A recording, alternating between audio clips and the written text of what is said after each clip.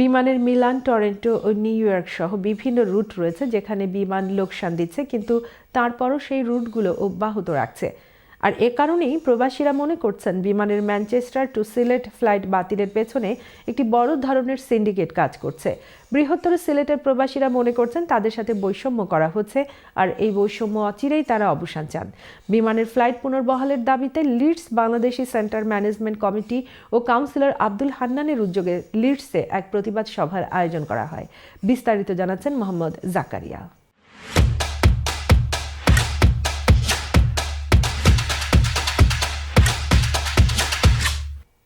বিমানের Manchester two Sylhet flight বাতিলের প্রতিবাদে এবং ফ্লাইট পুনর্বহালের দাবিতে গত 8 ফেব্রুয়ারি রবিবার লিডস বাংলাদেশি সেন্টারের হলরুমে আয়োজিত সমাবেশে সভাপতিত্ব করেন সেন্টারের চেয়ারম্যান শাহিন আহমেদ। ট্রেজারার নূর মিয়ার পরিচালনায় শুরুতে পবিত্র কুরআন থেকে তেলাওয়াত পাঠ করেন হাজী জালালউদ্দিন। প্রতিবাদ সমাবেশে প্রধান অতিথির বক্তব্যে লিডস ইস্টের এমপি রিচার্ড বার্গন আগামী 12 ফেব্রুয়ারি বাংলাদেশের অনুষ্ঠিতব্য নির্বাচনে নির্বাচিত নতুন সরকারের কাছে বিমানের ম্যানচেস্টার টু সিলেট ফ্লাইট পুনর্বহালের দাবি জানান। And I do think with a powerful campaign that you can get the government in Bangladesh after Thursday to intervene and to right this wrong. They should understand.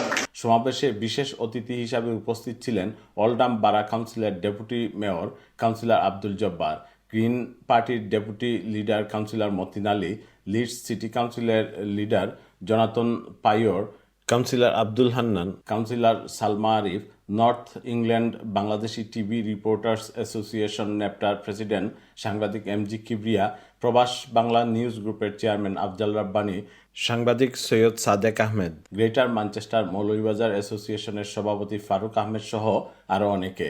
বক্তারা বিমানের Manchester two Sylhet flight নিয়ে সরকারের টালবাহানার তীব্র নিন্দা জানান এবং সিলেট ও উসমানী বিমানবন্দরকে একটি আন্তর্জাতিক বিমানবন্দর হিসেবে অবিলম্বে কার্যকর করতে বিশ্বের অন্যান্য এয়ারলাইন্সকে সিলেটে নামার অনুমতি দিতে সরকারের প্রতি আহ্বান জানান। সমাবেশে আরও বক্তব্য রাখেন বাংলাদেশি কমিউনিটি সেন্টারের সাবেক চেয়ারম্যান আফজাল হোসেন, শাহজালাল মসজিদ কমিটির চেয়ারম্যান বদর আহমেদ, কমিউনিটি নেতা সৈয়দ কবির আহমেদ, আবুল আবেদিন, আনোয়ার গনি, ওয়াহিদ মল্লিক সহ আরও অনেকে। আমরা যে ক্যাম্পেইন আরম্ভ করছি এই ক্যাম্পেইন কিন্তু সব ইউকের মানুষ এক হয়ে গেছেন। এরপরে আমরা কয়েকজন মানে 40 জন ইউকে পার্লামেন্টারিয়ান তারা আমরা ক্যাম্পেইনে যোগ দিচ্ছেন। এই হিসাবে আমরা জানি এটা সাকসেসফুল হইব। লিডস থেকে মোহাম্মদ জাকারিয়া, চ্যানেল এস।